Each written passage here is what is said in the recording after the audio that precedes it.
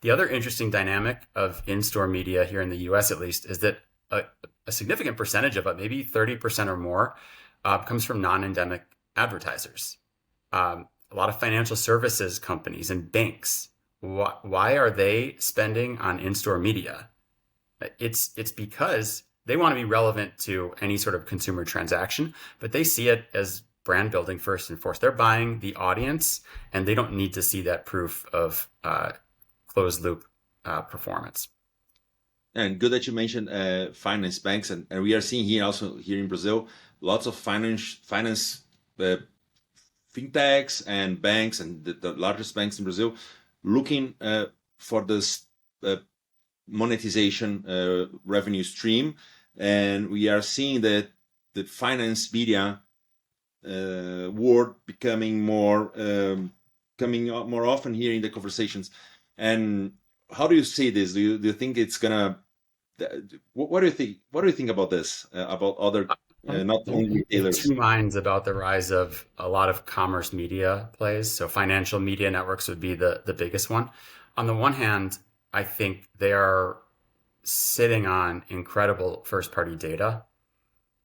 Initially, there's going to be privacy concerns about individuals' data. That's not how I look at it. It's all about being able to aggregate the data into audience segments, keep it privacy compliant, of course, and be able to target people. But they're seeing all other forms of discretionary spending, not just retail, right? What insurance people use, or whatever the case may be, where they travel to, what car they have, what, any number of different things about that household spending. So I think it's really valuable in that regard.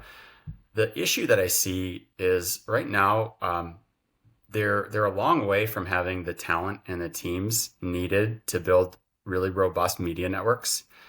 And these are also very large and very profitable businesses to begin with. So while a retail media network can be transformative to the bottom line of a retailer, it's much less likely to be transformative to a bank. So I would guess that a lot of them will lose interest in it after a while and walk away from these networks.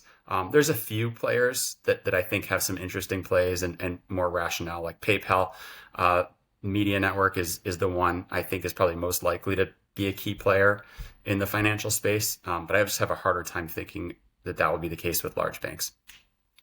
Yeah, I agree. And by the way, if I can add something on this topic, I think that airlines could be more interested on retail media or commerce media or airline media, whatever, because they don't have this. They have the thin margins, profit margins, so it might be interesting. And they might get more attention on this, especially because in Brazil we have like many on the, I think, Chapter 11, or they're not doing very well with finance, so they need this revenue stream.